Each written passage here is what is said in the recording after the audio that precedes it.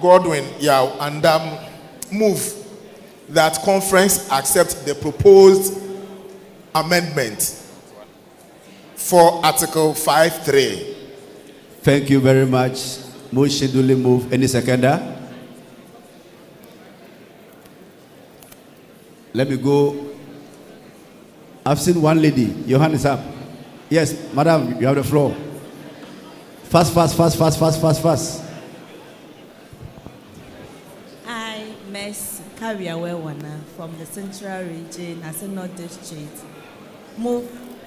Second, the motion. Thank you. So, motion moved and duly seconded on the proposed amendment of Article 5.3. All those in favor of the motion say aye. Those against say no. The ayes have it. Therefore, the proposed amendment is carried. Thank you. Next one. Madam Seconder, what is your full name? You have taken it. Thank you. Next one. The next one is Article 6. Article 6. If you look at the heading... Please, let's take our constitution. Whilst we are doing that, we are doing constitutional amendments. Take your constitution. Thank you. Chairman, let's go. If you look at the heading in the constitution, it talks about cessation of membership of the association. But the content is different from the heading. The content is a redress platform for members who have either been suspended or expelled from the union. And so the committee is proposing that we change the heading of Article 6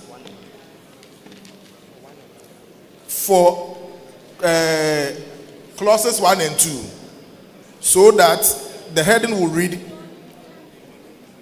remedies for aggrieved, suspended, and expelled members. Remedies for aggrieved, suspended, and expelled members, or expelled members. And then the clause 1 will read, a member shall only be suspended or expelled from the association by the national executives on just cause. A member can be suspended by the national executives on just cause. And clause 2 will read, a suspended or expelled member aggrieved by the decision of the national executive may, in the first instance, appeal to the National Council, and if not satisfied with the decision of the National Council, may further appeal to National Delegates Conference, whose decision shall be final, subject to the laws of Ghana. So this is what the committee is proposing. So, Mr. President. Thank you very much, Chair. Any comments? I'm saying 2 hand, 1, 2, Regina. Yes, third hand there. Yes, sir, I've called you. There's a point of information.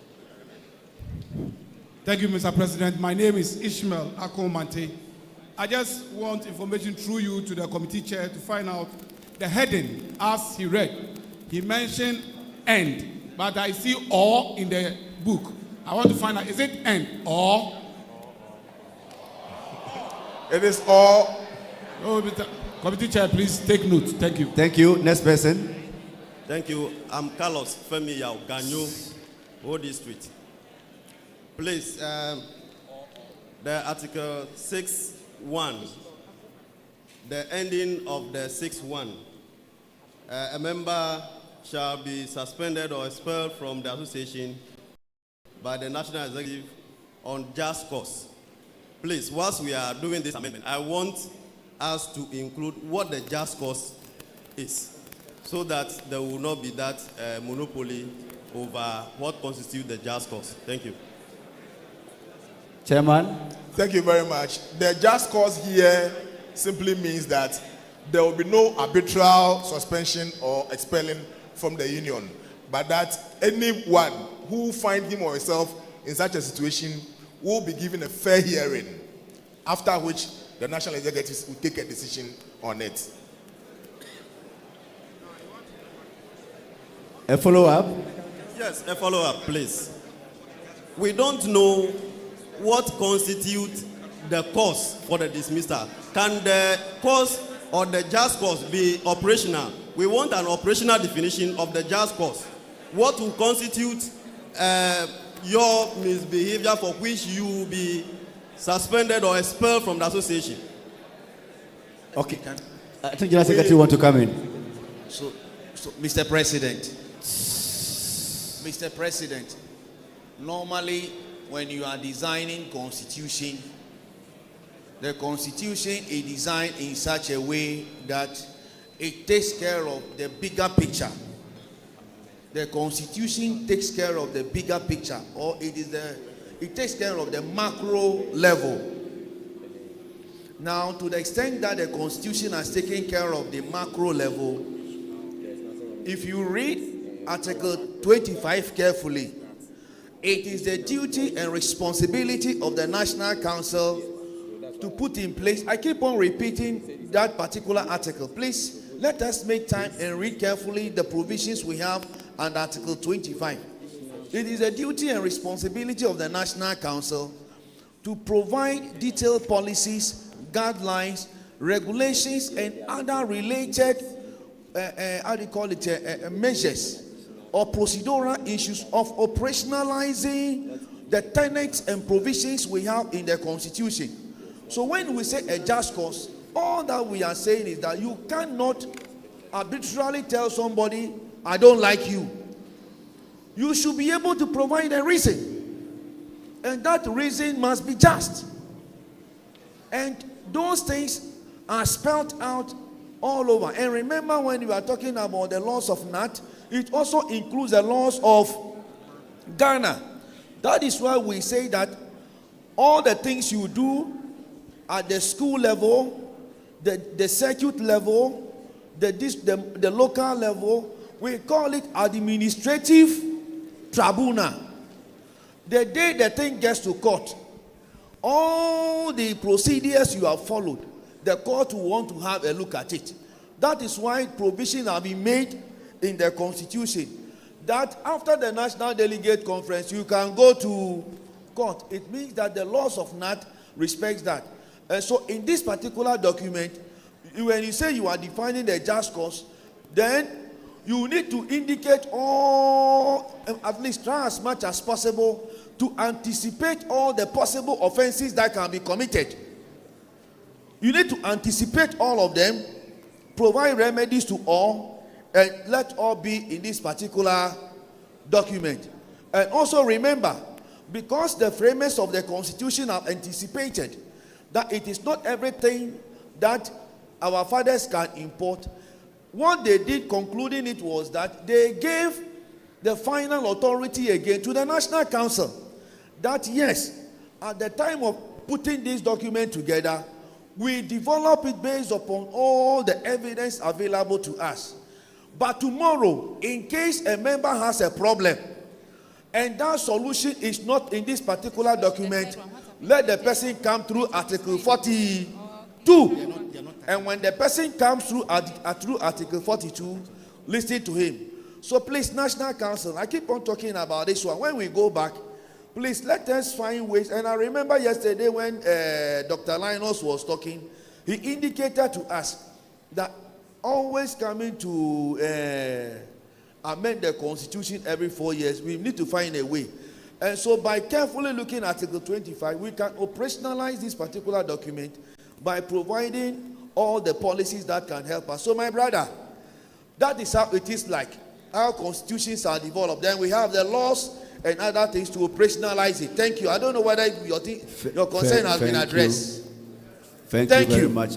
Rinya Chair. Thank you, Mr. President. Mr. President, the new proposal, as has been captured, is to be captured as remedies for aggrieved, suspended, or expelled members for Article 1 and 2. What I see here is that there should be the cause before the steps taken to be remedied.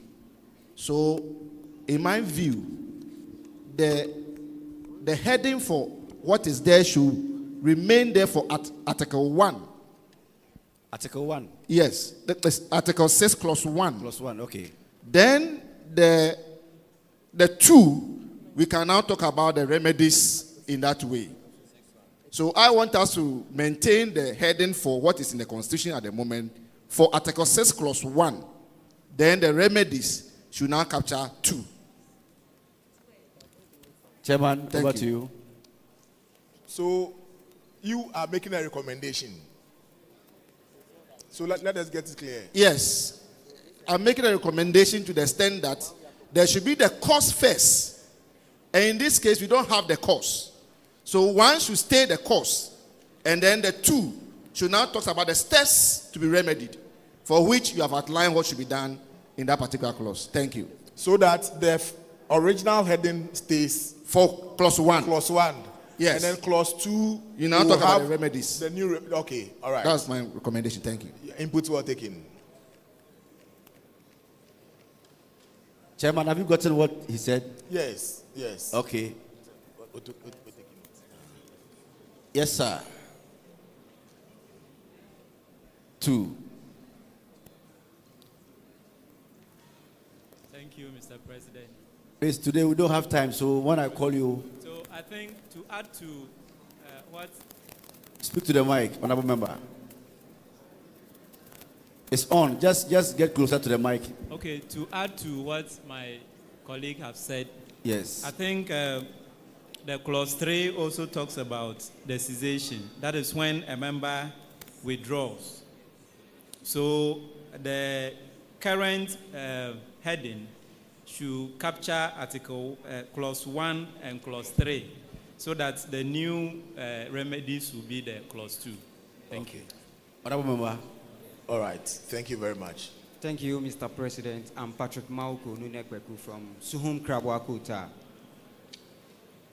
I also suggest that the heading, remedies, referring the Article 42, which I will shorten it, to seek redress. So let's make it, instead of the remedies, we should make it redress, with the 42 substantiating it.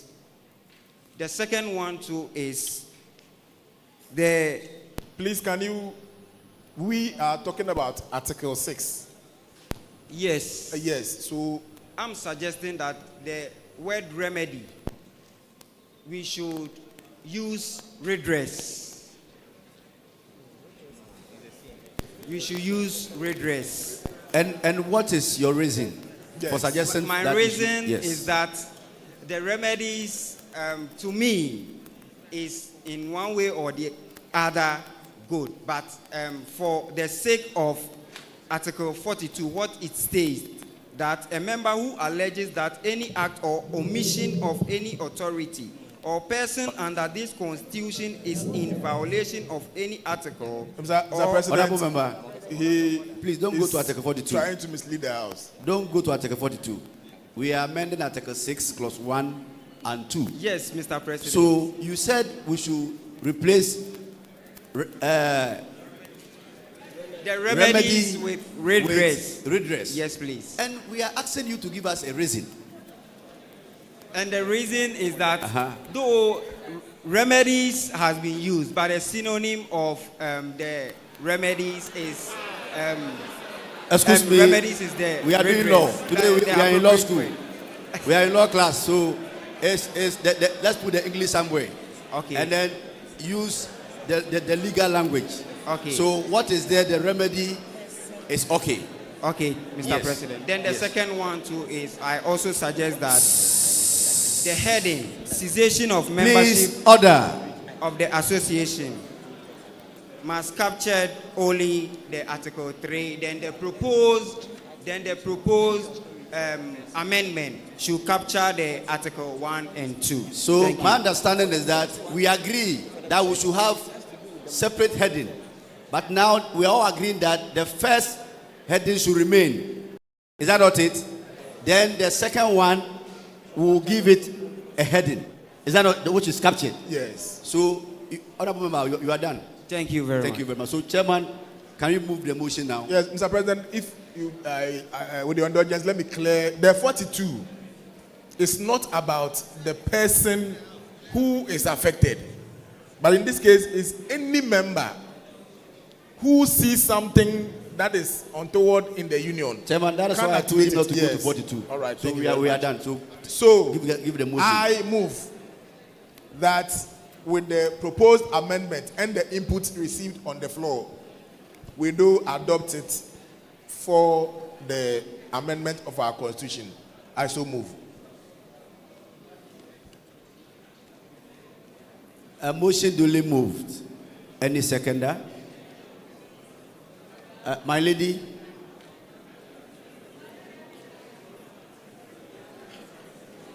Thank you, Mr. President. My name is Grace Amansa, Western Region, Ahanta West. I ideally support the motion. Thank you. I second it. You second the motion. So motion on the proposed amendment under Article 6, Clause 1 and 2, duly moved and duly seconded. All those in favor of the motion say aye. Those against say no.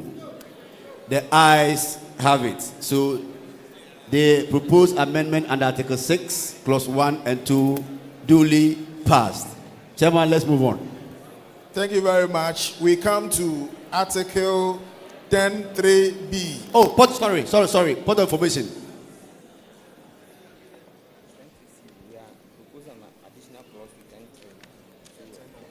Mr. President, thank Chair. you for the opportunity. Michael Nchuga, Wenchi District Chair. Chairman, those at the back want to hear you. All right, Mr. President. Please, we've already gone through the voice vote. Yes. But I will be very glad if Mr. Chairman, Committee Chairman, will take the articles as we've espoused them here, one after the other, because we made two propositions. One, the first one should remain. Article 3 should come and join that.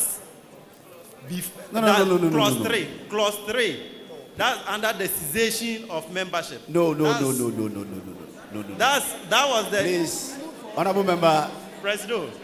I've gotten you, but what your input is introducing a new thing. No, that was the initial proposal that was made, for which we all agreed. Okay, no problem. So, committee have taken note, right? Mr. President, the motion I moved said, with this and the inputs as received. So can you we have please taken records. Kindly read what we are going to have for us with the input You see, as captured, once so that we will go through and then we have two separate recorders, and they've captured everything there. So you don't worry. Tomorrow, when we are giving you a recap of what's happened today, you see it. All right. Thank you. President. Chairman, let's move on. Thank you very much. The third item, Article 10(3)(b), there's no problem. But we are proposing an addition to cater for our SHS representation at the local level. And we are proposing an addition of Article 10(3)(c), which will read, one representative per 30 members, as part thereof in excess of 15 members in the second cycle schools in the district by a local conference.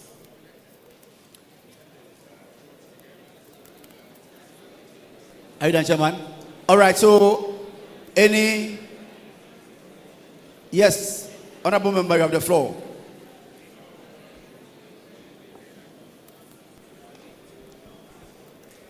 Mr. Chairman, thank you. I'm Edu Patrick from AES, Central Region. The amendment that the committee seek to... Please, someone is on the floor, please. Seek to introduce, that's a new clause in section, that's the Article 10 3C. 3C.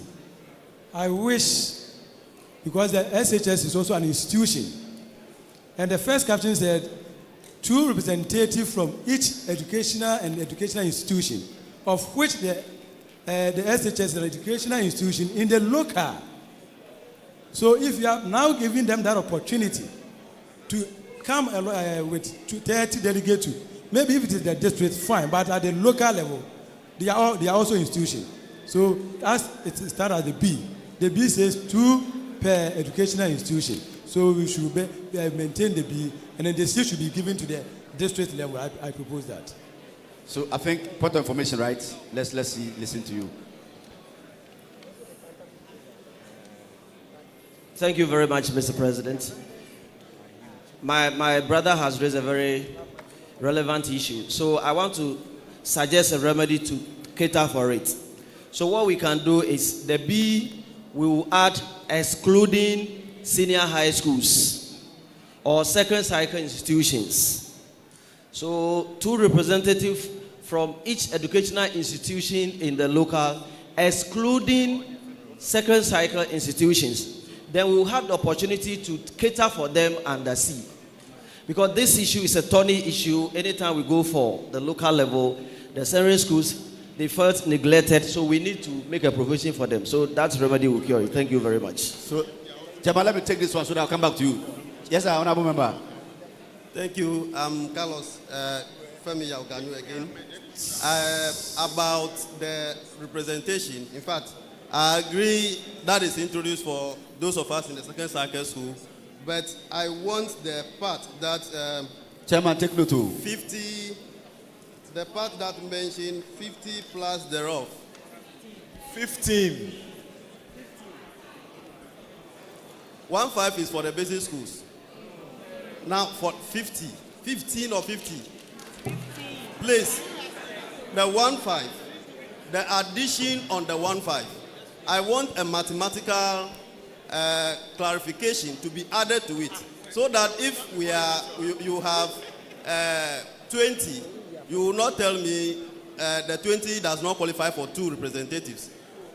So the part thereof that is added to the 15, I want a mathematical clarification to that part, so that we will be sure the number of people we are sending to conference. Thank you. Thank you, Chairman.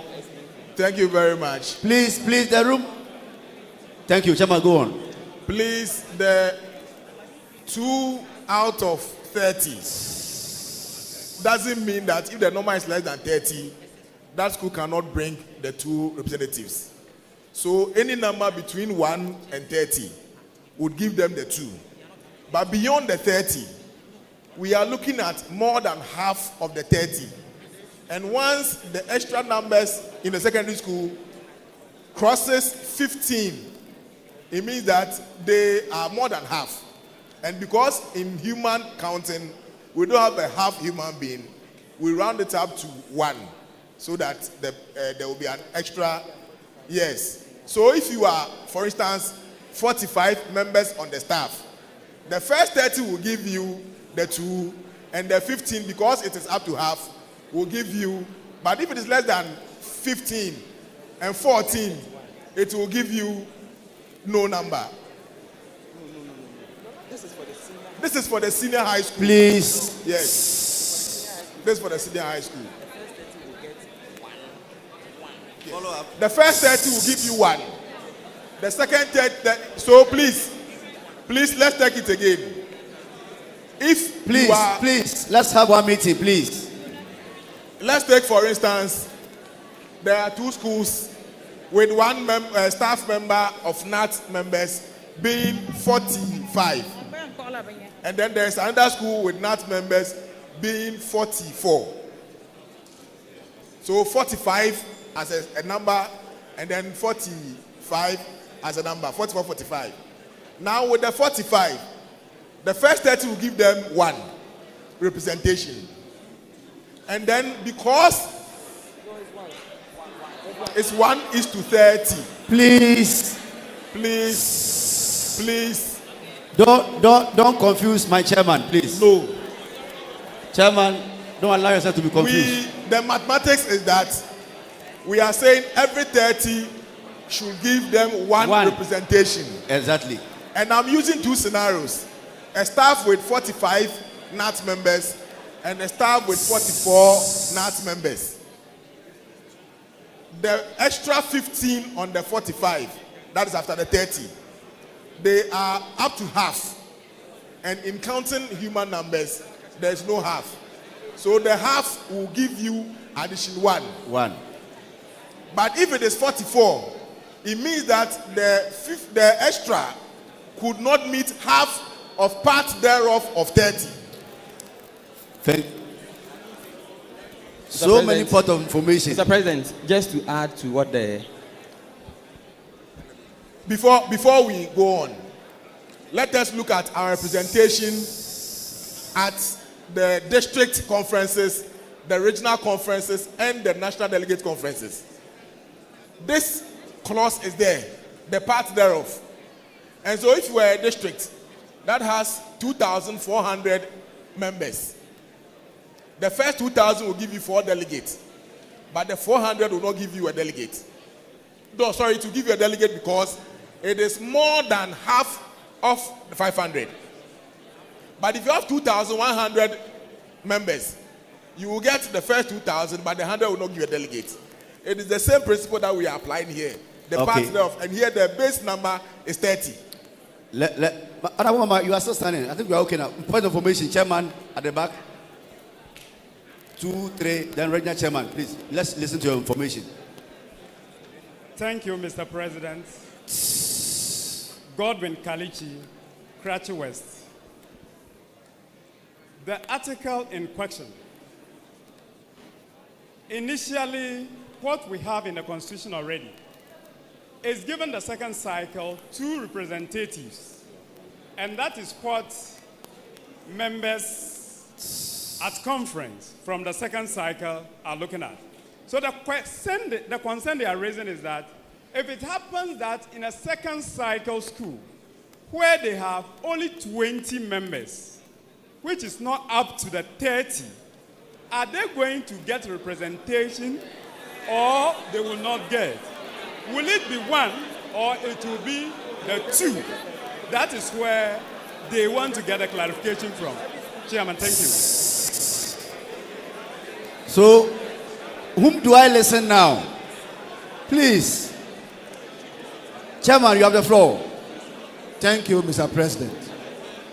Mr. President, the current amendment is supposed to cure concerns at our various SHS levels.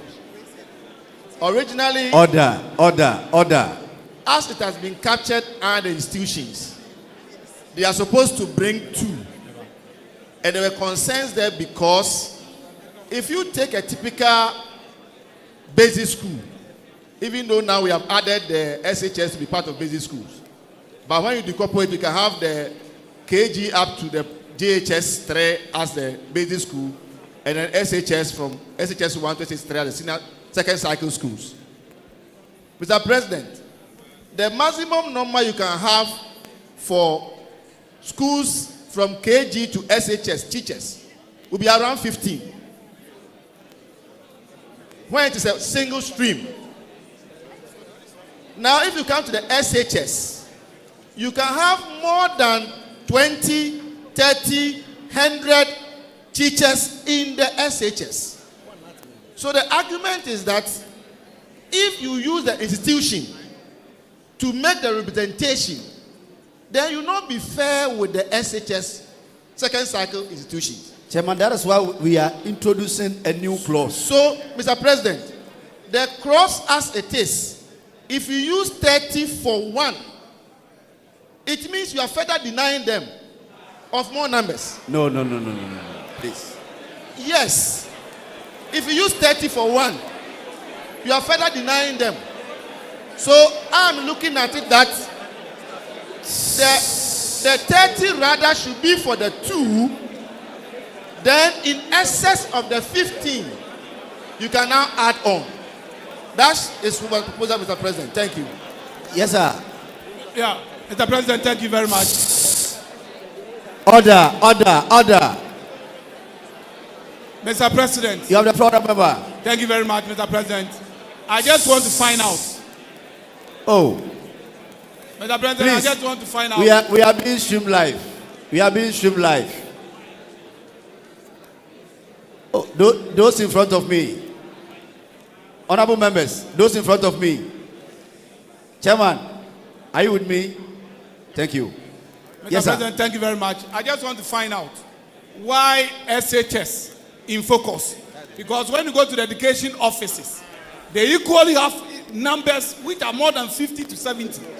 So I think this thing should be stepped down for now. We should do a reflection on it before we actually come forward. Thank you very much. No. Yes, sir, you have the floor. Mr. President. Please. Mr. President, thank you for actually casting your eyes. This issue is a very serious issue. Please, order. And I will plead with delegates that when taking these decisions, we have to consider teachers in the senior high school, for example. In my local, I have about 96 teachers who are in the senior high school, of which a basic school in my school only have one NAT member as a member of NAT. And the issue that is bringing here is that because of the cross-captured senior high school, that's where the challenge is coming. To me, my suggestion is that let's remove the senior high school, give every institution that has more numbers the opportunity, so that in case of the senior high school, we'll still use the institution. But if the number in the institution is more than 30, then that opportunity will be given to make things possible for members. So that we will not limit it to senior high school. If a basic school is having more than 50 teachers, the person can bring the people so that the issue will be solved. Chairman, thank you very much. Your response to the other questions, and let's move on. Thank you very much.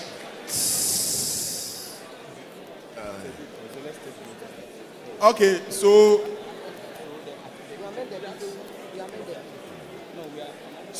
if we adopt what the gentleman just said, it means that we will not bring the new clause, but then rephrase the first one to capture his concern. Is that the pleasure of the House? Okay. Point of information. Yes, sir. Yes, sir. Please. Thank you, Mr. President. I'm Mohammed Ilyasu Ambambiu. I remain the WA chairman. With the suggestion from the chairman of the committee, to the effect that if they adopted what the gentleman suggested, whether that will be the pleasure of the House, I think that is going to disadvantage the basic schools. And so in trying to cure this remedy, we are not supposed to be creating another one. And so I want to believe that by the proposal that is being made currently from the committee, it means a school with 100 teachers who with the status quo would have been represented by 2 teachers. If they are having 100 members, it will mean that they will be represented by 3. If they have 115, they will be represented by 4. If you have 145, you will be represented by 5, and so on. And so I think that this is the perfect remedy that we can give to this particular situation. Thank you. Chairman. Thank you, Mr. President. Oh, sorry. Yes, of course.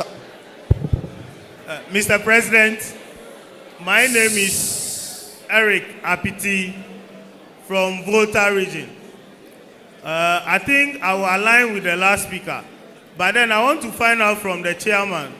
So per your mathematics, which means that if a school has a number of 61, then that school will be having 4 delegates. Is that right? 2 delegates. 2 delegates. Yes. Okay, then let's use 90. How many delegates? 3. Okay. So, Mr. Chairman, the earlier speakers spoke about something, or my earlier delegates talked about something, that instead of creating more problem, let us go for further deliberation, deliberate this with our locals, and come back to amend this particular decision. Because what this means is that some particular group of people are trying to hijack our institution. Thank you. Thank you. Yes, sir. Remember, there's somebody on the floor. Mr. President, it seems what I was trying to suggest to the Please, board, order. I think what I was trying to say is that we can keep the 2 number for the institutions, but in the institution the number is more than that, then we add another clause to indicate that in the institution where the number is more than 30 or 100, then the institution gets to benefit. We are not trying to remove the first clause, but we are adding a clause where other institutions that have more members can also be fairly represented on the local. That's what I'm trying to say. Thank you. Chair. Honorable members. Yes, Mr. Chairman and Mr. President. You see, a lot of you are raising part of information, but you are only repeating what has already been said. Please, let's make progress. Honorable Chairman, do you have anything new? You have the floor. Yeah, Mr. President. Mr. President, the new thing I want us to take note of is this. They are proposing 30 for 1. But originally it was 2 for the schools. So if you do 1 now, it means that when you go back, you're not going to do 1. So let's do 2 for the 30. So that's 0 to 2. 0 to 2. It means that the status quo at the moment, the 2 for the schools will still remain. Then excess of 30, you can now add on. So instead of 1, we should make it the 2 for the 30. Thank you, Mr. President. Chairman, please take over. Unless. Yes, conference.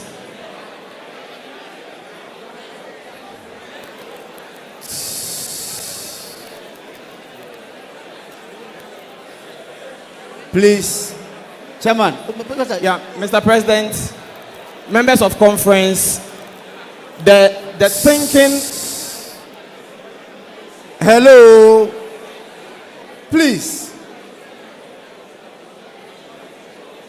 Is it that we are not interested in this amendment?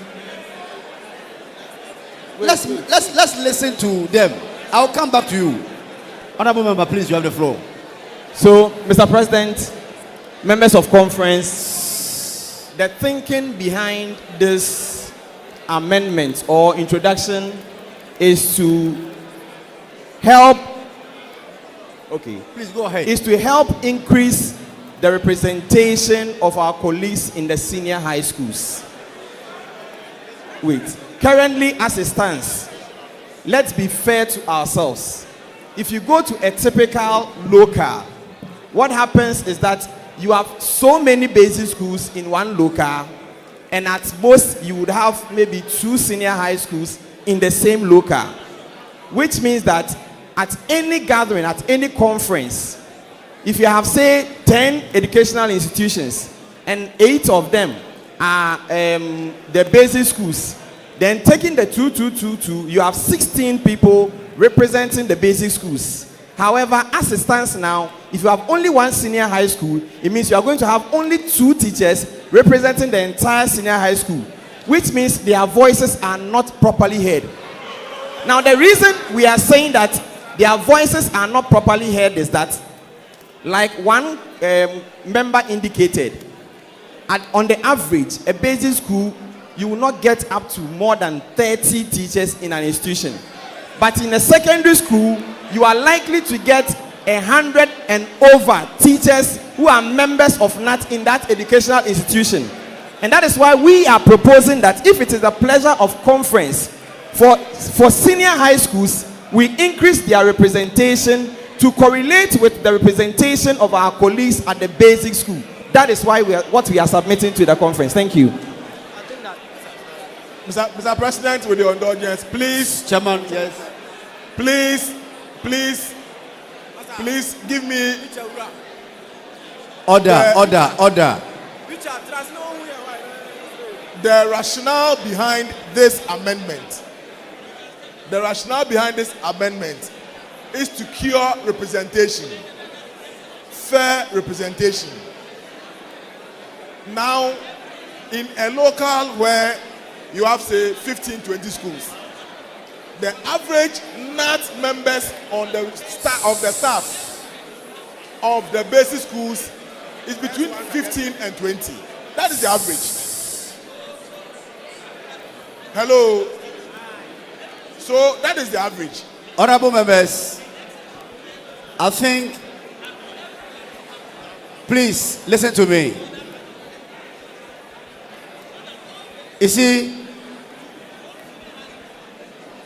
per our standing order, if a committee presents a subject to the House and we feel that there is more work to be done, we let the current status quo remain and then refer the matter back to the committee to go and do more work on it. Because it's like if we don't take care, we will drag this issue till we close. So I think that we can refer the matter back to the committee so that we flag it, and then council will look at it and then do more work on this particular proposed amendment. Chairman, do you get it? Very well. Do you get it? Very well. Yes, so that at least the matter, this proposed amendment is referred back to council, so that council will take time, because people are raising education office, increase the number, so we need to work on it. Is that a pleasure of the House? Thank you very much. Chairman, let's move on. Thank you very much, Mr. President. We come to item number 4. Article. Please, let's move on.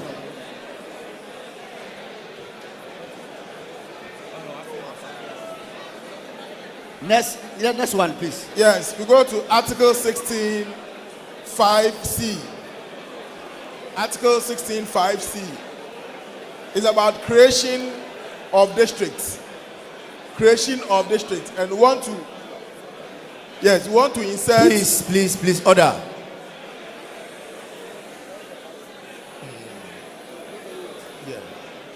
Yes. So we want to introduce a new 5C, and then the old C will be D, and then it will continue.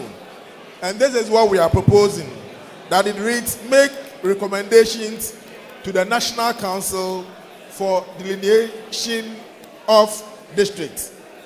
So that if you want to create a district, the district and the region will bring a proposal before National Council, and if Council adopts it, then the district is created.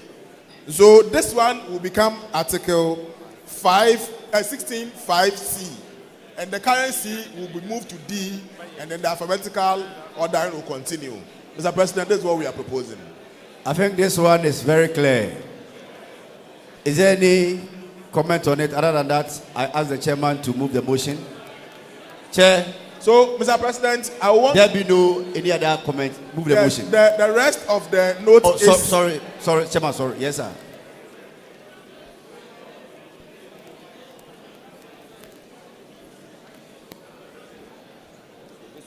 Mr. President, thank you for the opportunity once again.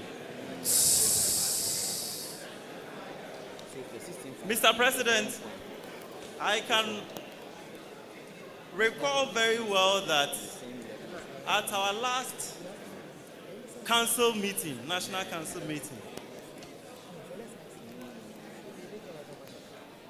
there were issues that were referred, for which General Secretary even mentioned that his assistants should find out if they were through, and he will work on. Per this amendment,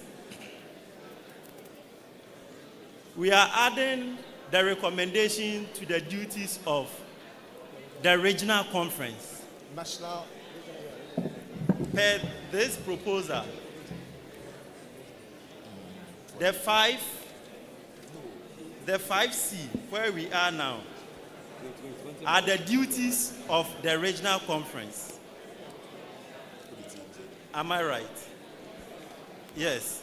But in our earlier discussion during National Council meeting, we said that that is the duty of the regional council. The regional council should recommend and write to the General Secretary. If General, you could record that recommendation that day. So taking that duty from the regional council and bringing it to the regional conference will meet once in 4 years, except maybe there is an emergency. If not, regional council that will meet at least once in a year should take that responsibility. My humble submission. Chairman. I want to get you clear. Is it about the delineation of districts? Yes. And you are saying that it's the duty of the regional council does not have the final authority to create a district. So when you agree to create a district, that proposal should come to National Council. Yes, please.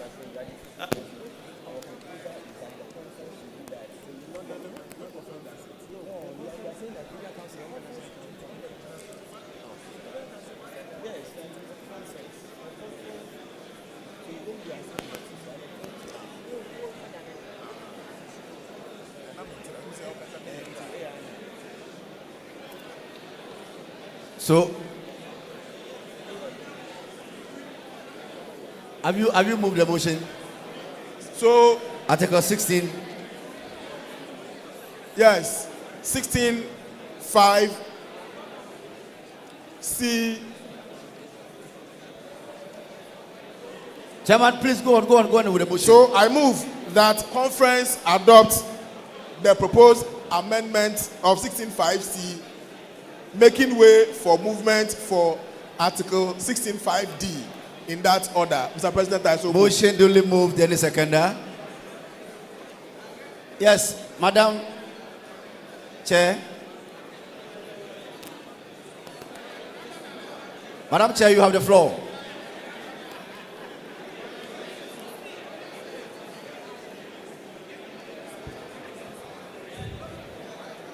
My name is Trishito Hall.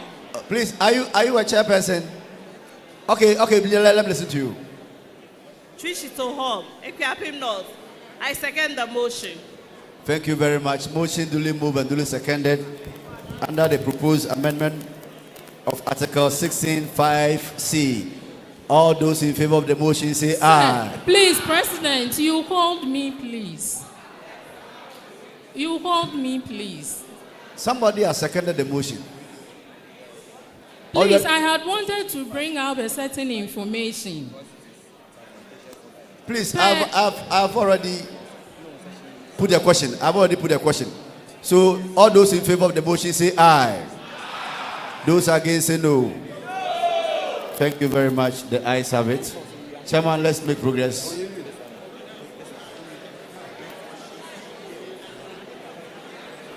So the next one, we look at item 5, section 5 of our Constitution. Section 5 of our Constitution. It talks about standing orders for conference and meetings. There shall be standing orders approved by National Council to govern meetings and conferences of the association. And this has been done. And so we have copies of the standing orders for meetings and conferences. And because of that, we are proposing that we expunge the whole of section 5 of our Constitution so that there will be no conflict and the standing orders for meetings and conferences will stand as a policy for the union. Mr. President. Thank you very much. Yes. 1, 2. Mr. Chairman, Mr. President. Yes, you have the floor, Chair. Senior. I'm Edu Patrick. Yes. Edu Patrick from Ewutu Efutu Senior.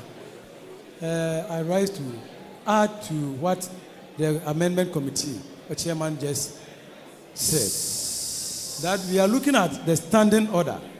But I also am of the view that when we go to their constitution, our NAT constitution, section 2, miscellaneous, conferences and the meetings. Under that, we have article 13, 14, and 15 has now also been captured in our NATE guidelines. So if we are going to expunge the section 5, that's article 5, what happened to the the miscellaneous Article 13, 15, and then 14 and 15. That one too, are we going to expunge that one too to amend our constitution? Honorable member, what you are referring are the rules. Oh, the rules. Okay. The constitution is in twofold. Okay. The constitution read through with articles, rules with sections. Okay. So we have constitution and rules as amended 2022. Okay. And then the standing order is a separate thing. Standing order for meetings and conference are separate. And the standing order are also separate from the rules. So the rules is what we are referring to. Okay, Chairman. And so that one we are not talking about the rules. Okay. Then on that case, we can I equally support that idea. Thank you very much. So, yeah. Chairman, can you now? No, Mr. Chairman, you called me. Sorry. Thank you very much, Mr. President. Mr. President, I have a problem with expunging the standing orders from the original constitution, because this standing orders by National Conference is a procedural document that is supposed to give proper procedures as to how orders must be applied during meetings. And the original constitution is a reference. And so anytime there is a conflict, we throw away the standing orders, then we rely on the original provisions. That is law. So if you go and expunge that section from the constitution and there's a problem, where do you refer to? So we must look at this decision again. So we can amend where there is a conflict, but we don't expunge. We have the Parliament of Ghana and we have the 1992 Constitution. If you want to identify the standing orders of Parliament, do you see it in the 1992 Constitution? No, but there are procedural limitations in the Constitution. Perfect. Therefore, when there's a standing order that's arbitrary, we refer to that provision to cure it in the orders. Yes, and you see, the current state of the standing orders for meeting and conferences in the Constitution itself. The heading is meetings and conferences, right? Yes, sir. But if you read through, this standing order is meant for conference and not meetings. That is why we develop this one, so that we can have a detailed standing orders for meetings and conferences, proper meetings and conferences. So once we have this, you see, it to help us not to create confusion. Once we expunge this, we know that if there is anything procedurally, then the National Council can look at it and make some proposed review and others.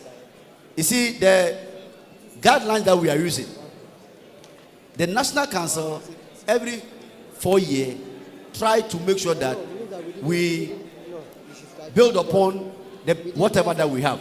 So if you will maintain what is here and a member is having issue, I will give you a classic example. You are a councillor. There was a time that at a council, someone wanted to raise emergency motion. And what is here is referred to conference. But the emergency motion at council was a meeting. You see, so that is why we want to cure all this unforeseen conflict of two laws. So once we have this, we can build upon this, because laws are living organisms. So once you develop it today, when you start implementing it, you will see challenges and you will make amendments. Thank you very much. Chairman, can you now table the So, Mr. President, with your indulgence, I move that conference adopts the recommendation for meetings and conferences and expunge section 24 of the section 5 of the Constitution. Point of information. Yes, honorable member.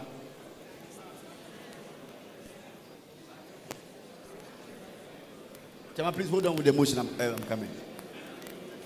Mr. President, my name is Bernard Sound, Joseph Municipal.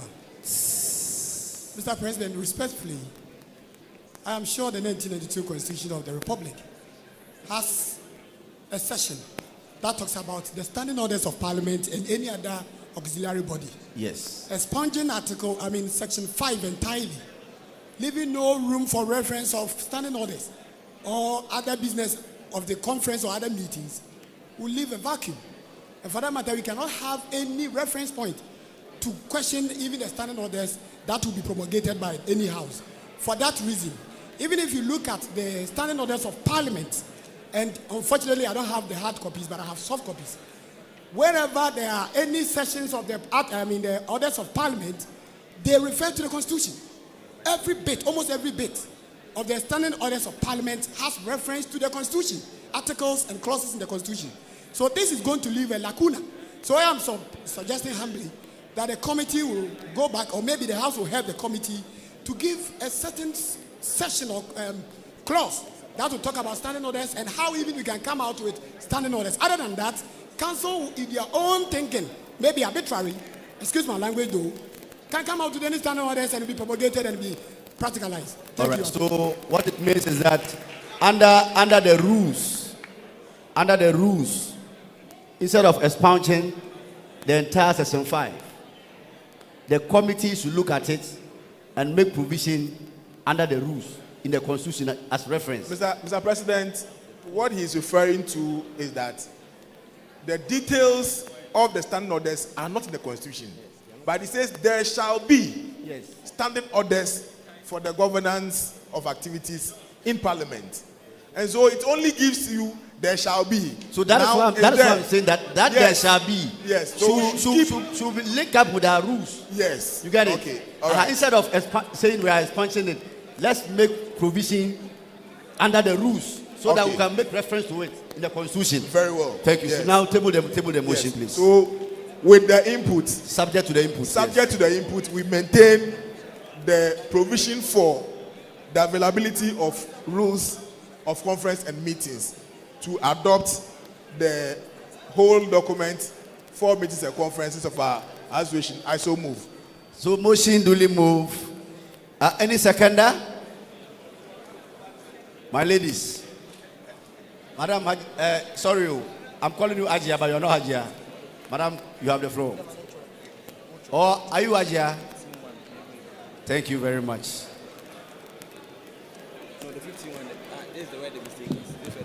Thank you, Mr. President. I'm Dasana Rahinatu from the Northern Region. Duly second the motion. So motion duly moved and duly seconded. All those in favor of the motion say aye. Those against say no. The ayes have it. Chairman. Thank you very much, Mr. President. We go to item number 8. Item number 8. Number 7, what was there in the Constitution, we maintained it, so we have not done anything about it. So we come to item number 8.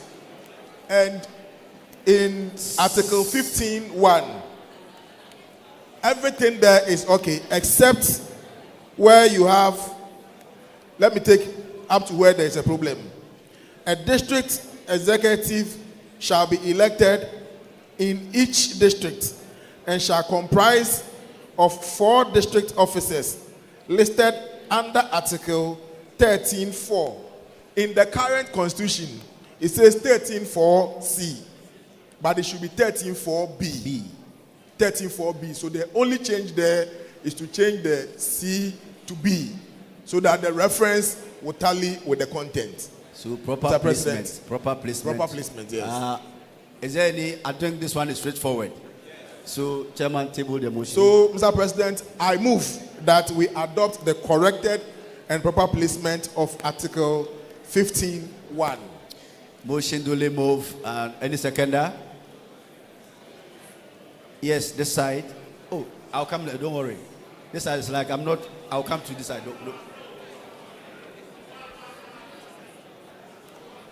No. I've called it. Yes, you have the floor. Honorable. Yes. Please, I'm Henrietta Ba from Central Region. I duly second. Thank you very much. Motion duly moved and duly seconded. All those in favor say aye. Those against say no. The ayes have it, Chairman. Let's make progress. Chairman 9. Thank you, Mr. President.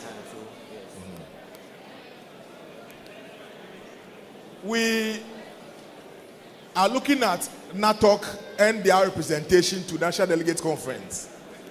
And we are proposing that Article 23D be amended to read, the National Delegates Conference of NATOC shall be represented by 5 delegates comprising the following. That is the President, the Secretary, the Treasurer, and 2 other delegates, neither of the same sex. So when we get to conference here and NATOC is bringing their representation to National Delegates Conference, at their conference, their President, the Secretary, and the Treasurer shall be automatic members. And the extra 2 shall be elected at conference, and the 2 shall not be of the same sex. So they should give us a male and a female, so that will form their composition to National Delegates Conference. Mr. President, thank you. Proposed amendment number what? Number 9? Number 9. Okay. Any issue there? Yes, sir. You have the floor. Honorable member. Okay, Article 20 is on NATOC. NATOC. Thank you, Mr. President. I'm Nicholas Calvin Agboni, NATOC National President. I'm here with my other executives as well. Secretary and Coordinator. Mr. President, no, they are only here to give me support. I've called you to make your submission. You are not here to make a presentation. Sorry about that. So No, if they have something to say, I will call them. No, it's so not. Let them resume their seat for me. It's not presentation, Mr. President. Yes, so you make your case. If I will allow addendum, follow up, no problem. But let them resume their seat, please. Thank you, Mr. President. First and foremost, let me use the opportunity to thank your good self, the Secretary and Conference, for always giving the opportunity to the Ghana National Association of Teachers on campus, a representation across the 14 member universities that are there to work for your very own self, and then delegates as we have here at their various districts. Mr. President, we must appreciate the opportunity of giving us 5 delegate status to National Conference. And it is a good one, of course. That notwithstanding, Mr. President, looking at the population of NATOC members across the campuses, we are over 15,000. And if we make reference to Article 20B, it talks about a threshold per delegate. So if we are to be seeking for a fair representation of NATOC at National Delegates Conference, we should be making a proposal for 30. But we want to use the opportunity to only make a small adjustment to 10 delegates from NATOC for National Delegates Conference.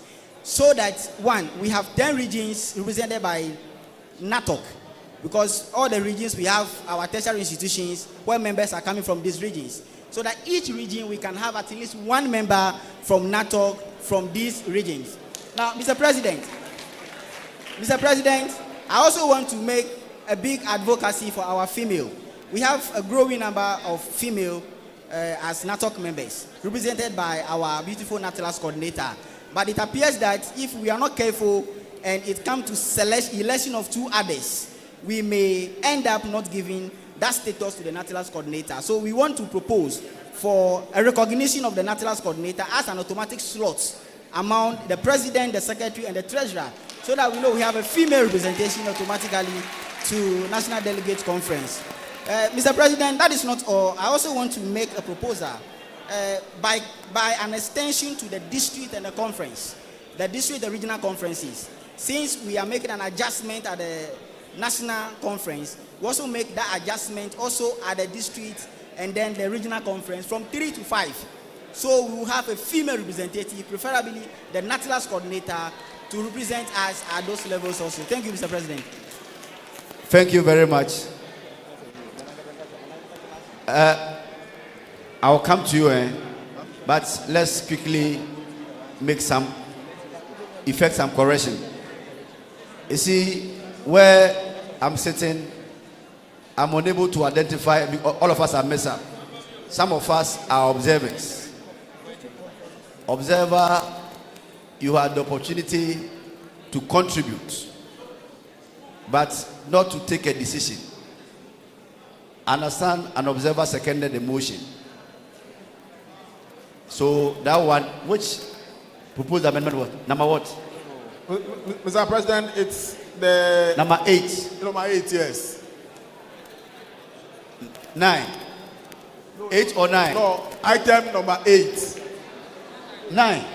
8. Item 8, where we change the C to B. Yes. Yes. Yes. So please, we need a delegate to do the secondment.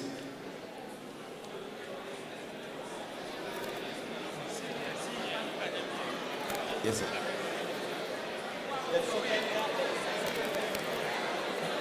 She's what?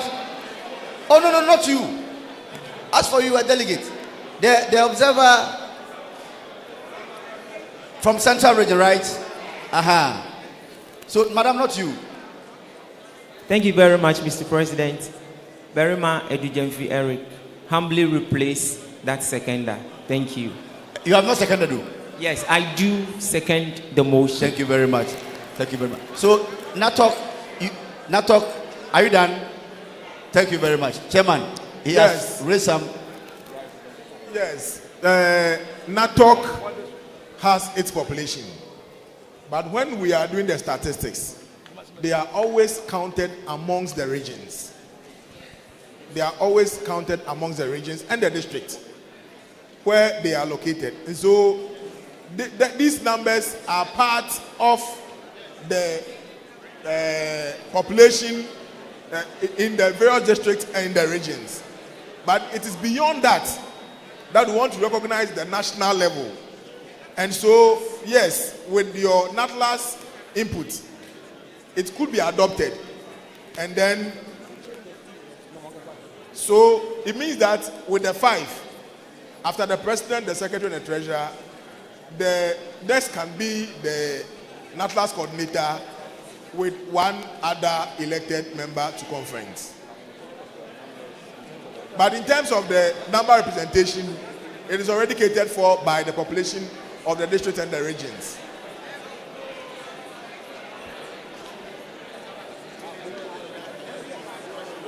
Yes, Natok. No. You want to make a follow-up? Please, then let me take his follow-up first.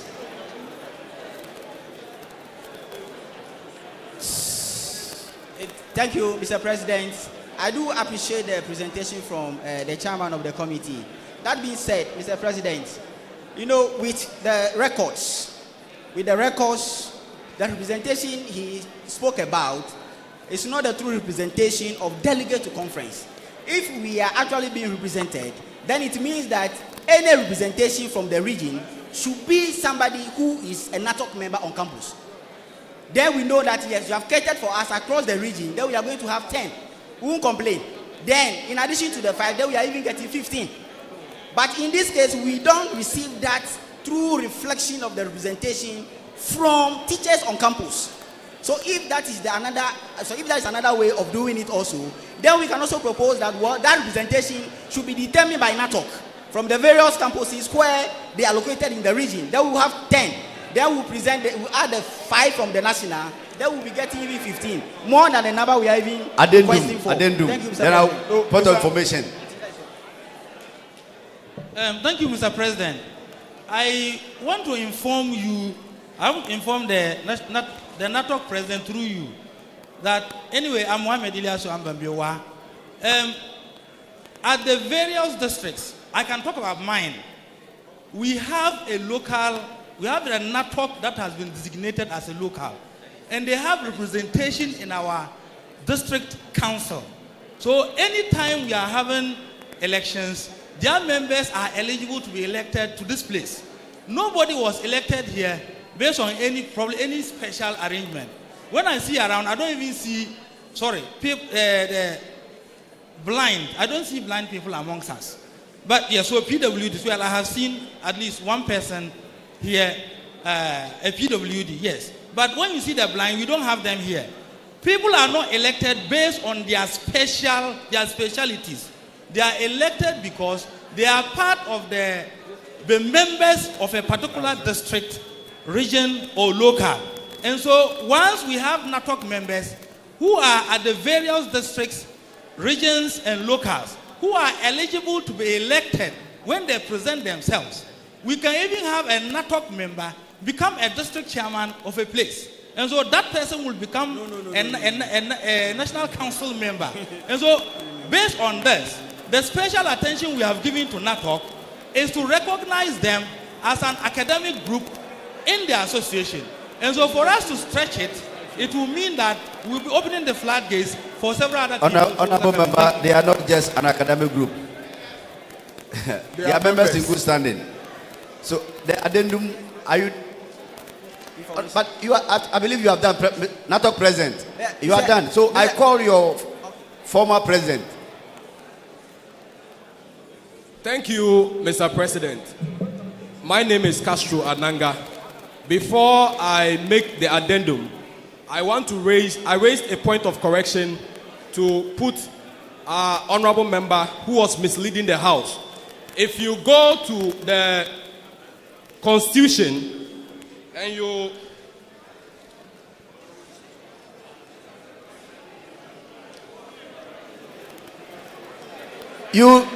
let us know the page. Or I'm talking about the composition of the district council. District council, right? Yes, please. So that should be Article 15. Article 14. Article 14. With your kindest permission, I read Article 14:1.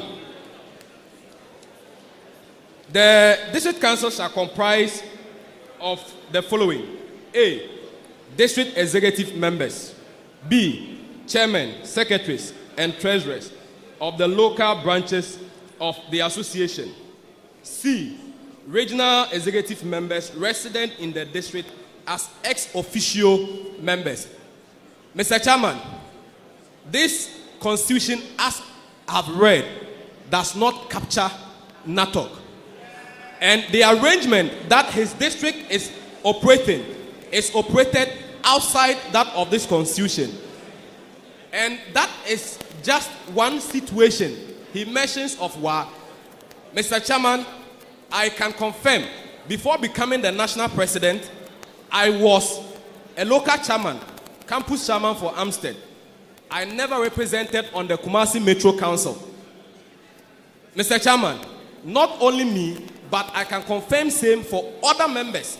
So our honorable member saying that we could even go ahead to become district chairman is misleading. And that should not be tolerated by this house. It's a house of rules. Mr. Chairman, the addendum I wanted to add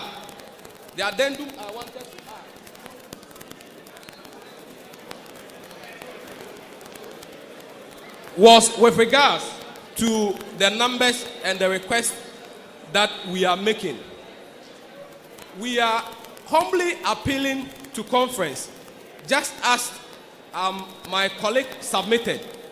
If we want to go by the numbers as the chairman of the Amendments Committee explained, then it means that Amstead Kumasi campus alone, I can speak to that. We are 2,737 members contributing to NAT. And with this number, it means that the slots that were given to Ashanti region, NATOC Amstead Kumasi campus, not considering Mampong, not considering KNUST, should have been getting 5 delegates to this Congress, to this conference. Mr. Chairman, but that wasn't the case. If the consideration is done and numbers are calculated and given to the regions, it is only a humble appeal. Once we go through and you give us 10, those regions, their numbers could be a bit curtailed. I think you've made your point. Thank you very much. Made your point. Chairman. Thank you, Mr. President. Sorry. Madam, you have the floor. Thank you, Mr. President. Chairman, I'll come to you. I'm Helen Ekuya Santua Ose, Kumasi Metro B District Chairperson. President, I rose on the point of information by what our NOTOC president was saying. He's asking that we invite them to the council meetings. But the information I'm privy to is that they are given what they call grants, and they are autonomous. They call their meetings at their campuses and give us letters, invite us to speak to their members. And so I don't see the reason why, if I'm organizing a council meeting, I should call you where you have your own monies coming to you as a NATOC, whether KNUSC, whether. So because you are autonomous, Honorable you have to Chair, do your thank thing. you very so much. Colleagues, I don't want us to deviate from the proposed amendment here. We have Article 23D, right? We did not specify the number of slots for NATO. But this time around, we are effecting the correction. Please, we have already referred one proposed back to the committee. We can adopt what is here. Then there's other issues that you have raised. We'll refer back to the committee so that we'll look at it. Then council will take decision on it. So please, Regional Chairman.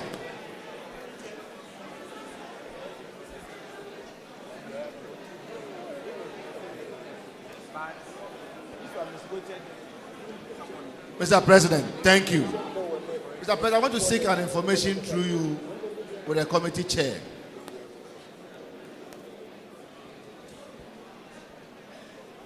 Please, one meeting.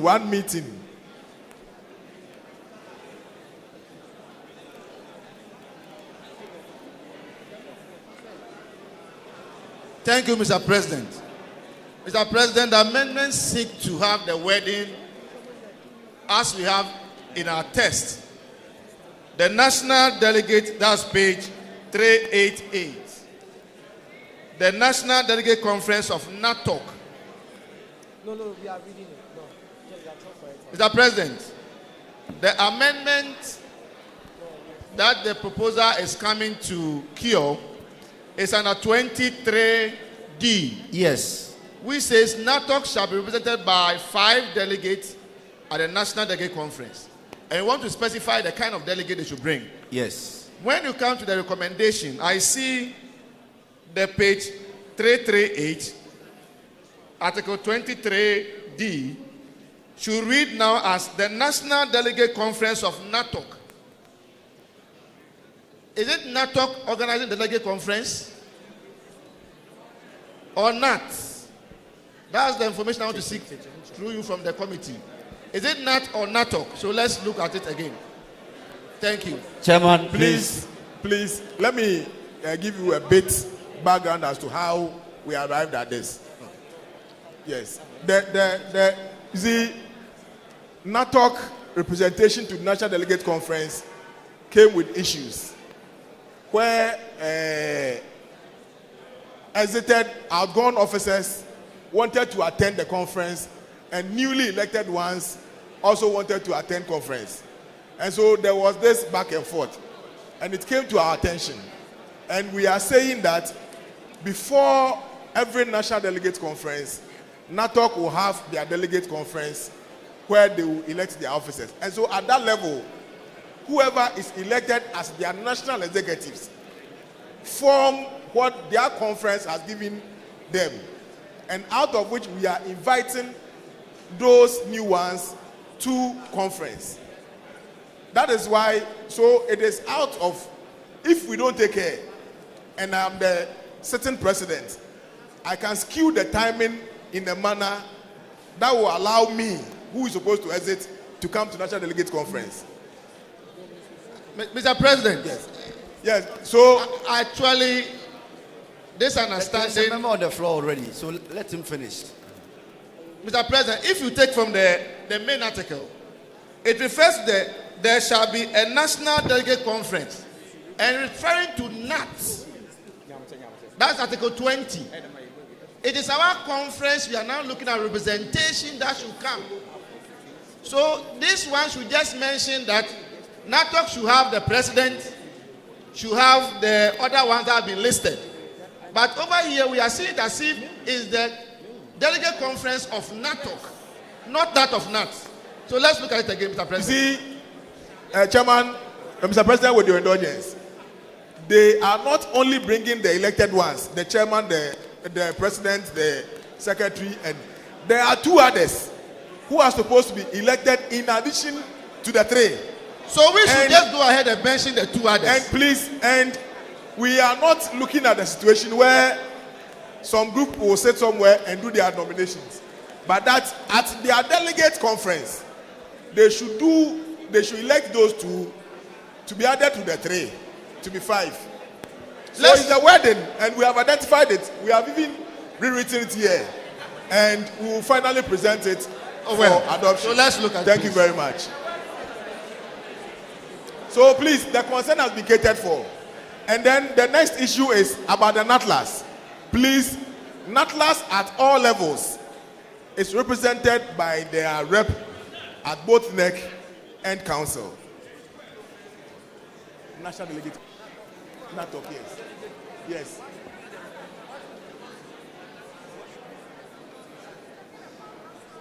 All right, so are you done? I think this one we'll have to refer it back to the committee for us to take our time. So, NATOC people, don't worry, okay? Don't worry. We'll make sure that. Hello, Mr. President. Please, Mr. President.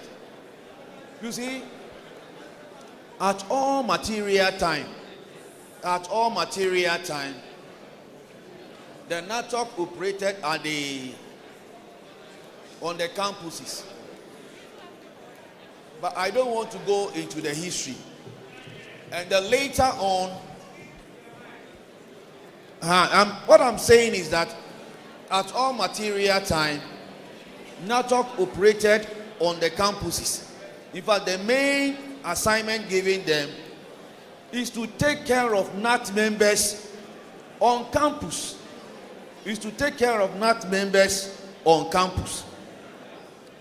Now, when they wrote to be, they wanted to be considered as members as far back as in the 70s, that request was granted. Along the line, that assignment was given to the region. And the region was to have the oversight responsibility over the activities on the various campuses. At all material time, we didn't have anything like national NATOC. We didn't have anything like that.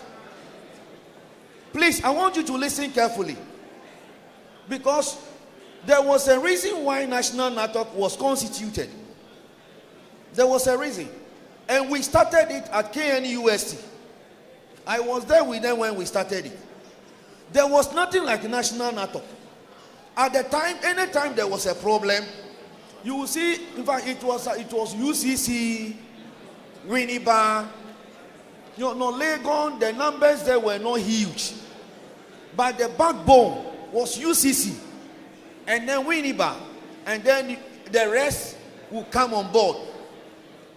But along the line, the way the challenges were coming, it was, in fact, Madam Irene, at the time, we discussed it and we said, look, let us find a way of organizing them at the national level. Because of their steady leave issues and all that, you see, UCC will come, these people will come, these people will come. So we told them that, okay, go and organize yourself, get us people that we will engage with as your national leaders. So they went and came back that they needed resources that we should organize them. Then the first meeting we had was at KNUST, and they elected the leadership there. So since that time, they took upon themselves national NATOC. And their responsibility was to champion all the activities coming from the various campuses. And so please, I don't want to go into details about what happened and all that has been done. Please, NATOC, I want to recommend to you. I am surprised that we are here debating, this one should come here, this one should come here. You know that all your national handing overs is not that takes care of it. Every year you meet at Abankro, you know. It has become a practice.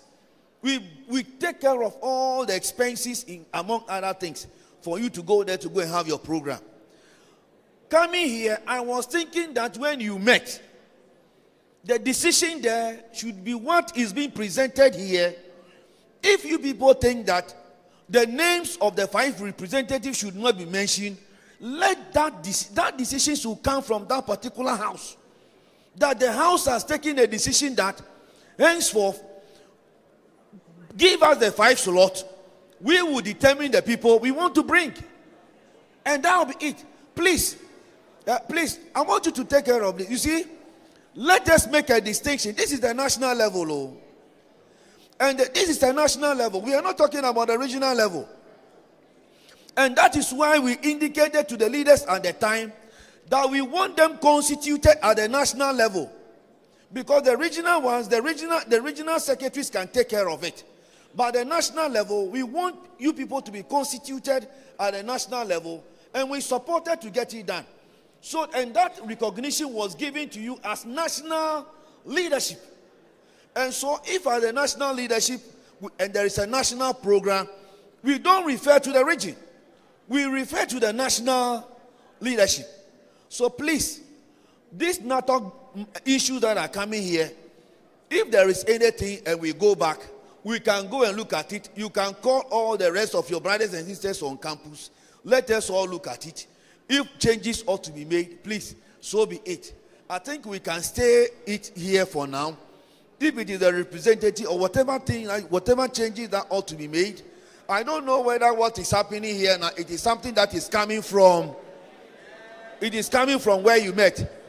But please don't worry. Remember, the 5 came from there. I remember when the 5 decision was taken, that when we are coming, formally you don't come here. And along the line, we're giving you observer status. Because when the national was constituted, Mr. President, we were only giving them observer status. And the thing was that, look, no, they have been coming here as observer status. Let us see how best we will convert them to delegate. I think it was the last 4 years or so.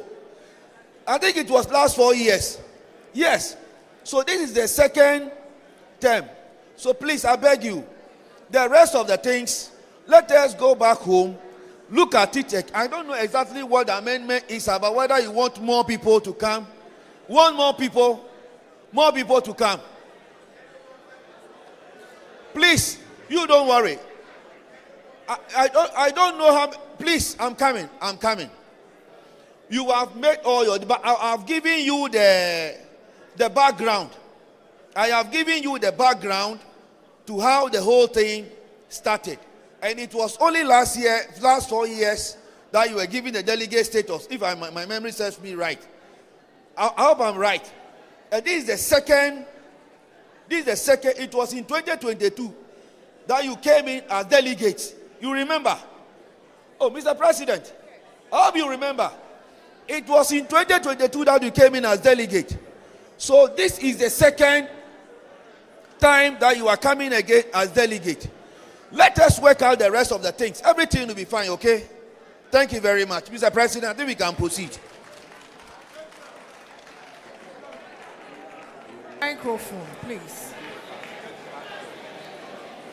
On that note, so please put your hand down. I think that Chairman will come back to you, and just as we have referred some of the cases, you can carry on and get a motion moved so that we can refer this case for further deliberation. So please go ahead. Thank you very much. So, conference, I move that we adopt the proposed amendment of Amendment 9. Madam Chair, I so move.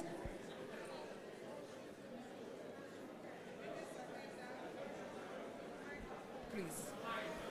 Microphone. Any seconder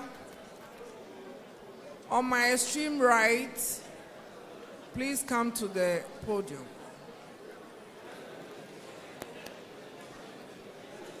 Yes, sir. Thank you, Honorable Chair. My name is Christian Agbetwamedo, Brim South District. I duly second the motion. Motion duly moved and seconded. All those in favor say aye. Those against say no. So my ruling, the ayes have it. Okay, item number 10. President Item number 10. Please. It reads, you realize that Ivy has been boldened, and the meaning or the full name of the abbreviation at Ivy, COPTI, is at the bottom, where there is note, Conference of Principals of Technical Institutions. There used to be Association of Principals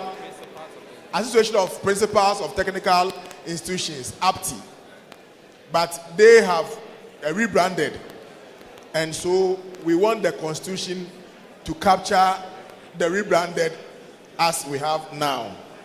And so the governing council, the governing body of the Association of the National Council, E, so that is the representation, and we have made the correction from APTI to COPTI. Mr. President, for your attention. Thank you very much. I think this one is... So, Chairman, table the motion. So, yes, and when we are, Mr. President, when we are done, we will also rebrand the abbreviation at the appendix. So, Mr. President, on that note, I move that the name COPTI replaces APTI in our Constitution. I so move. Any seconder?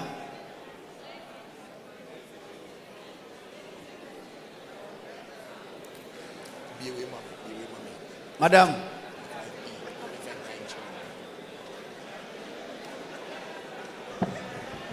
Thank you very much, Mr. President. My name is Angelina Kwesi, BAK Chair. I second the motion. Motion duly moved and duly seconded. All those in favor of the motion say aye. Those against say no. So the ayes have it.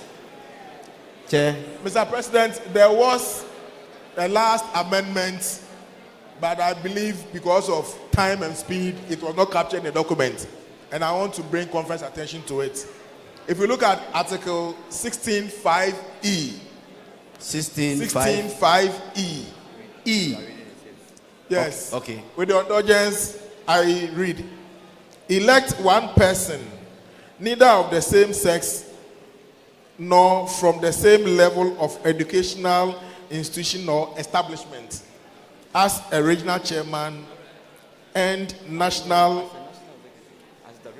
as the regional chairman as a national executive member. We realized as a committee that this thing has unduly denied people, and we have entangled ourselves so much. And so we want to make some free space for whoever shows interest to contest.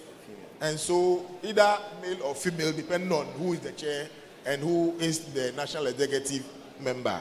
And so we propose that this article reads, elect one person, neither of the same sex, as the regional chairman, as the national executive member.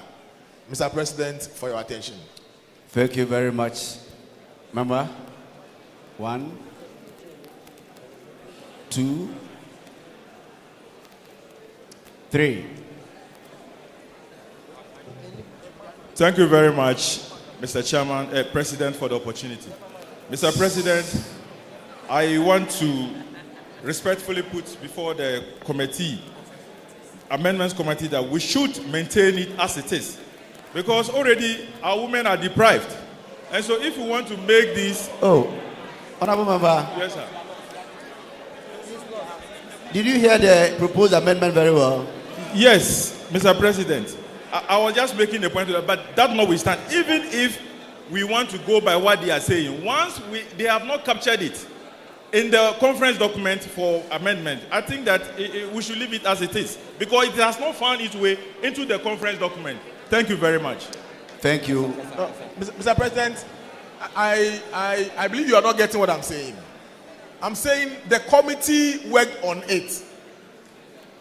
But you see, we were Chairman, raising... it's not in the conference document. Yes, it's not in the conference document. Yes. Okay. It's possible you are smuggling it inside. So once it's not in the conference document... The committee members are here. No. And they will not sit for us to smuggle it. Honorable Member, you've made your point. Thank you very much, Chair. What information? Oh, I've already called. Madam, are you on the floor? Yes, please. Yes. Thank you very much, our President. Please don't be annoyed with me. I'm coming to make a submission. Our Constitution was written on 14th of July, 1962. And that is the Constitution Gnat is working with presently. And we keep amending and amending and amending. I pray that the next council, when we elect our executives, should set a body to rewrite a new constitution for us. Why am I saying this? 1962 to this time. When I checked from the constitution, the national president that we queue to vote for has only two responsibilities: to oversee meetings and to sign meetings. And the General Secretary has as many as 6 responsibilities. He is the CEO, he is attending meetings, he is negotiating, he is doing this, he is doing this, he is doing that. And so my question is, why do we queue to elect a president if the president cannot be our CEO, and at the end of the day we blame our presidents that they are doing nothing? Because the only responsibility per the Constitution that has been given to them is to oversee meetings and to sign minutes. Thank you very much, Madam. I pray that the Constitution should be rewritten. Madam, you've made your point. Thank you very much. Secondly, I pray that the duties of the Vice President should be stipulated in the Constitution, because in the Constitution, the Vice President only acts when the President is not there. So if the President is there 4 years, what does the Vice President do? We want to see the Vice President with duties and responsibilities. Oh. Madam, but you saw that I stood and I gave the mic to the Vice. We need a new constitution, please. Thank you. 1962 constitution. Madam, you made your point. Thank you very much. Thank you. Thank you very much. I call point of information. Set. You're okay. Oh. Honorable members, please. Master, you have the floor. Yes. The name is Seth Viru. Order. Please, let's have one meeting. A member is on the floor. Respect each other's contribution. Let's listen to them. Chairman, let's go. Okay, so Mr. President. Mr. President. You have the floor. The information I wanted to give was in respect of my comrade's submission. That yes. Please. The noise. Chairman, I'm listening. Go on. Okay, so that yes, the recommendation is not in the conference document. But just like our chairman mentioned, it was a recommendation that was made by the committee, but just that it is not captured in the document. And again, the clarity I want to bring there is that we are not changing the male-female arrangement. We are only looking at the levels, so that we will clear off the levels and insist that if the regional chairman is a male, then the next member should be a female. But it should not matter which level you are coming from. Thank you for the information, Once Chair. your competence is established, you could be elected. Thank you. I think the issue has been settled. The committee worked on it, but we couldn't find it in our conference document. So we'll leave it to National Council to do the right thing. Thank you very much. Honorable members, Chairman, you are done, right?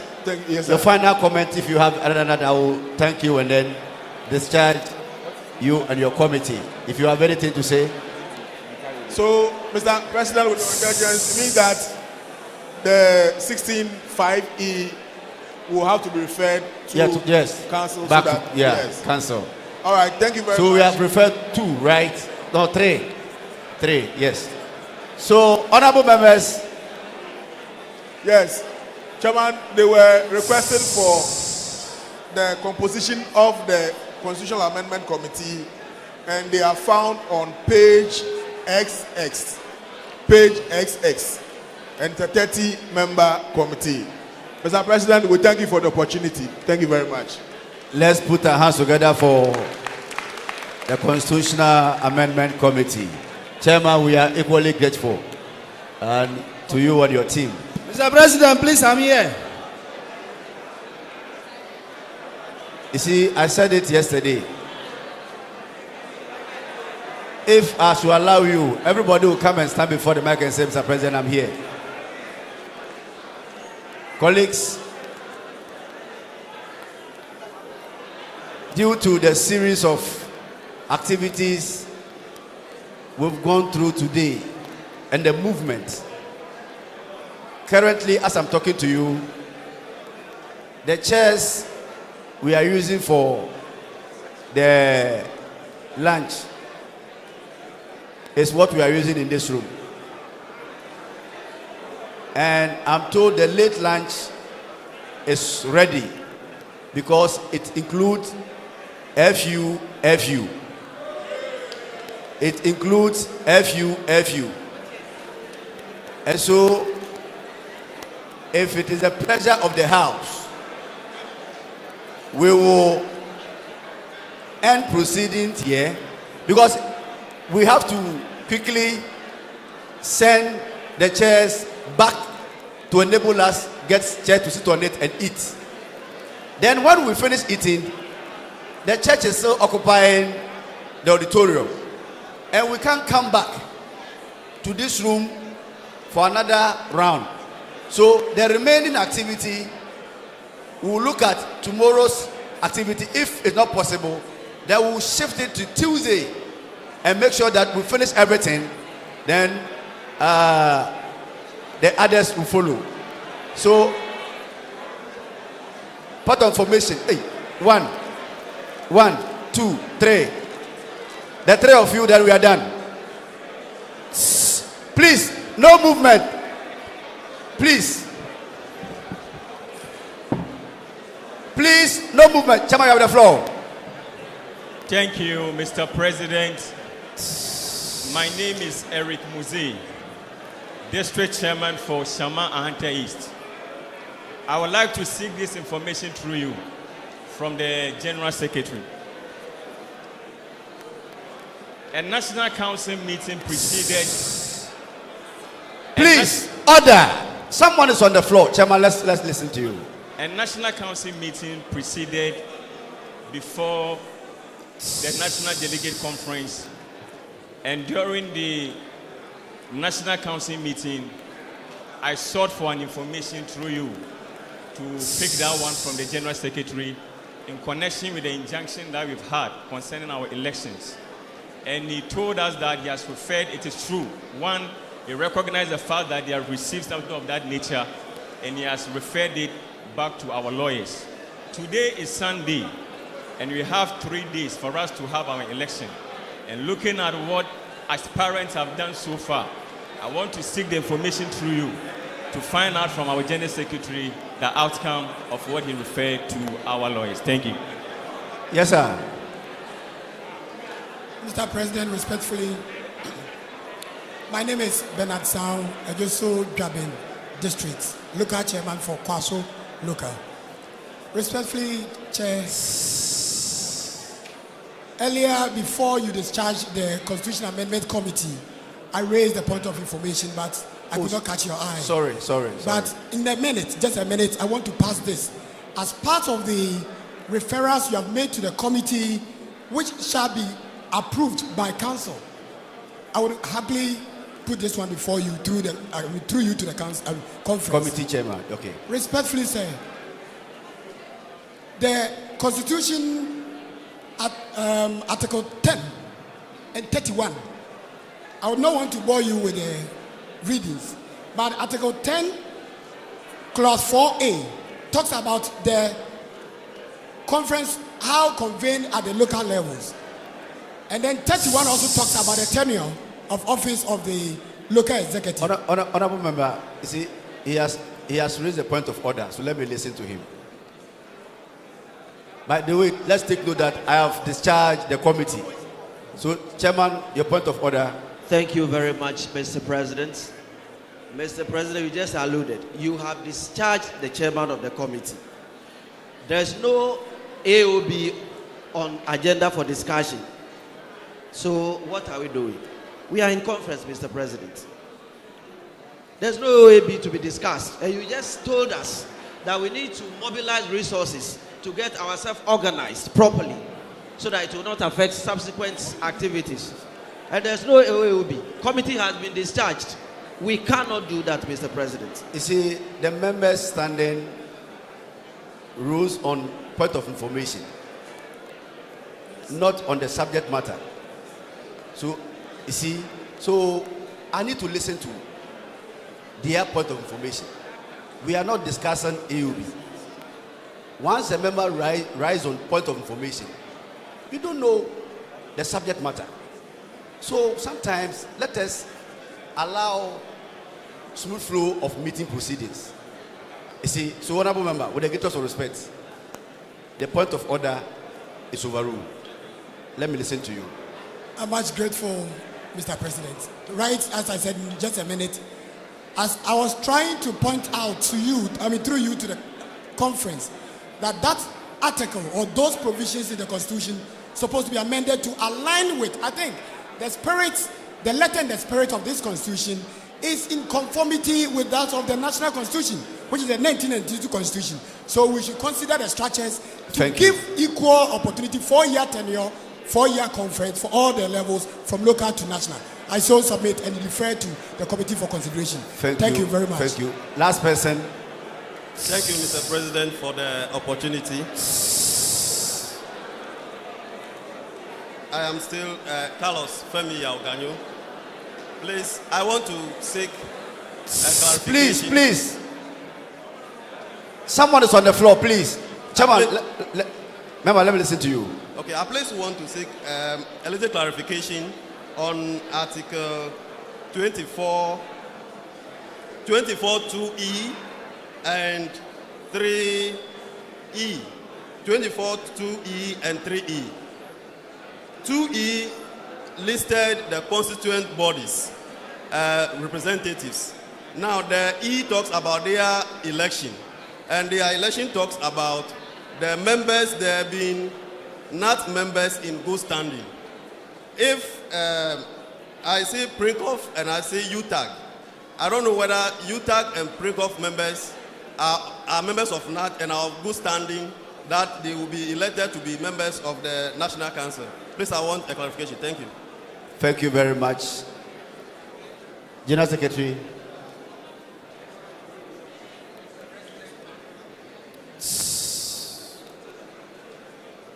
Mr. President, let me start from the second one.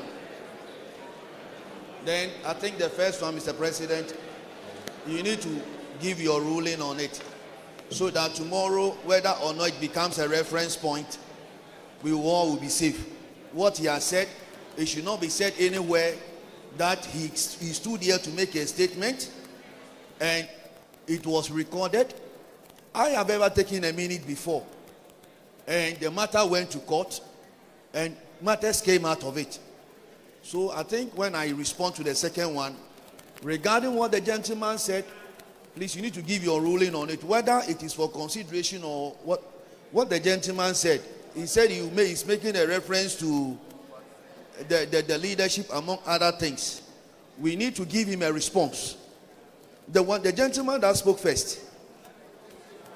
Yes, we need the one who spoke first. Yes, he spoke on. Please, I'm coming. He raised constitutional issues.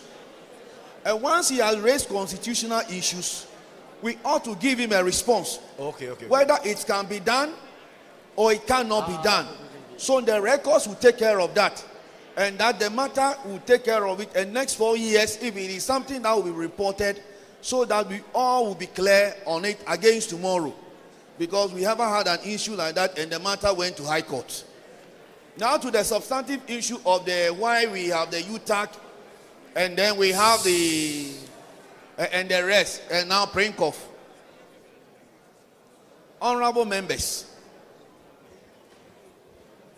before 1975, NAT operated what we call the federal system of union activities. Even though we have the Elementary School Teachers Association, you have the colleges of education, they were all NAT members. But they had their own leaders in their own right, and they were taking their own resources, doing their own thing. It is when they want to come together for an activity, then they come after that, they all go back. But along the line, they realized that, look, it was not in the best interest of the teacher to have so many leadership. Decision making was difficult. So in 1975, they all agreed that they would dissolve the federation or the federal kind of arrangement and have a unified NAT. Please, I repeat, and they will have what? A unified NAT in 1975. And in exchange for that, their sons and daughters should have automatic membership on the national executive. Please, I repeat. When they were discussing the issue, in exchange for them dissolving their union, so that we could have a unified NAT, their sons and daughters should have a permanent membership on the national executive. And that is what you see up to today. So even though some of them, like the colleges of education today, we are CTAC, they are on their own. But because of that particular covenant in 1975, the seat promised them is always there for them. We need to keep faith with them. And all the others. And I was indicating to council members sometime at the committee that, look, the SHS, when they were doing the new Educational Act, the first draft that came out, they were to be under the regional coordinating council. And the SHS people said that they also want to be on their own. They want to form their union and all that. Who knows what will happen tomorrow? Is it possible that one day they also go the way CTAG has gone? It is only the future that can tell. So please, once we have this particular system, is to remind all of us that tomorrow when let's say the SHS people say they want to break out, we say, hey, your fathers have secured a seat for you here. We have a covenant with you people. You cannot go anywhere. Come and sit down, let's talk. You can't go anywhere. So please, It is an arrangement of our forefathers to make sure now we stay united. The day we start sacking them, we are telling them we don't need you here again. And we open an opportunity for breakaways and other things. So it is not in the best interest of NAT. No matter what happens, please, let us guarantee the children their seats on the national executive. Encourage them to stay with us. Let us jojo and make NAT great and strong. Thank you very much.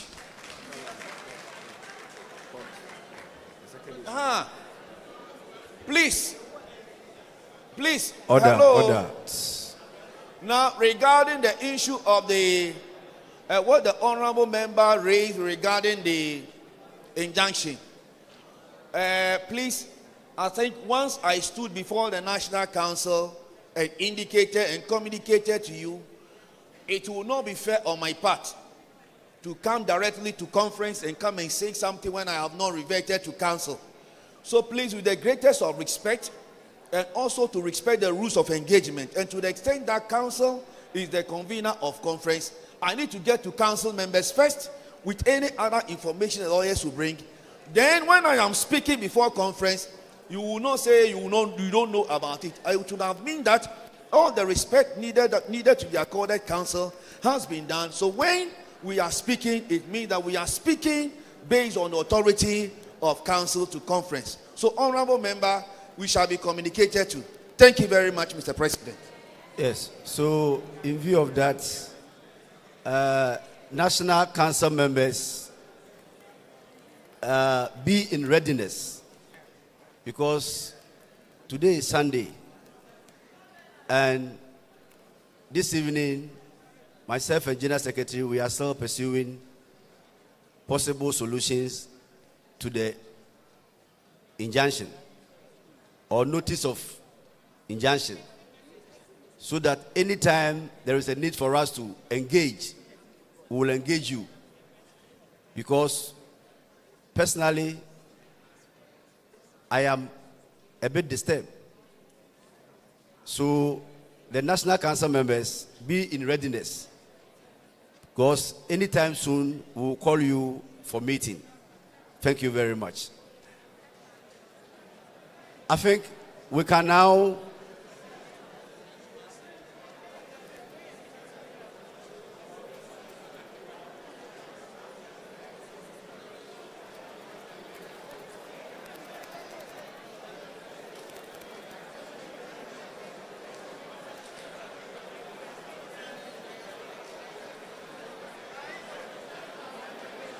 So, on the issue of the Constitution, it was a submission a member made, not under motion, but rather we should refer it for the consideration to council. So, it's accordingly noted. Please. Yes, please. Honorable members. We have not ended the meeting. Members, let me have your attention here. Conference, please kindly give us 30 minutes. When we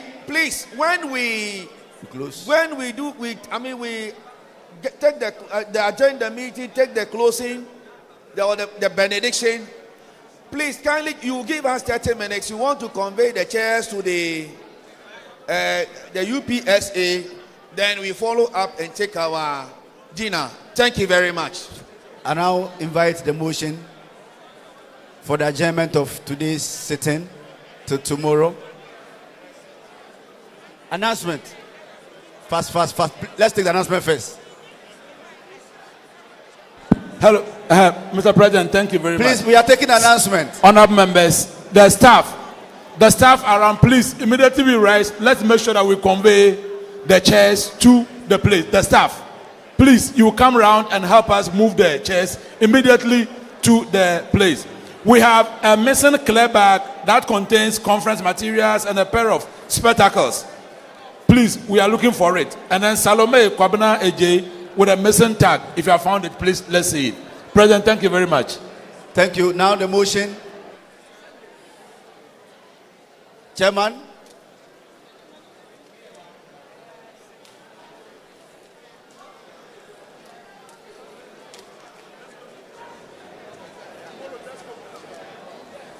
Tomorrow we are, please, before the motion, tomorrow we are coming to the conference with the official cloth. Let's take notes.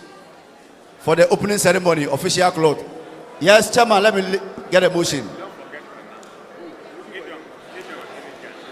Oh, the mic is not working.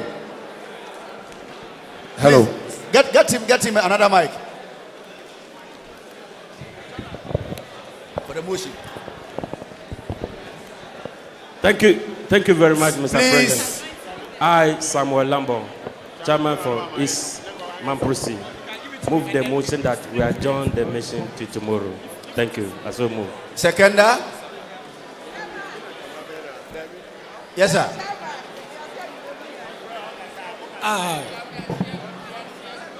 I, Mark Anthony Kwasi, do second the motion. Shall we be upstanding and share the grace? With the grace of our Lord Jesus Christ,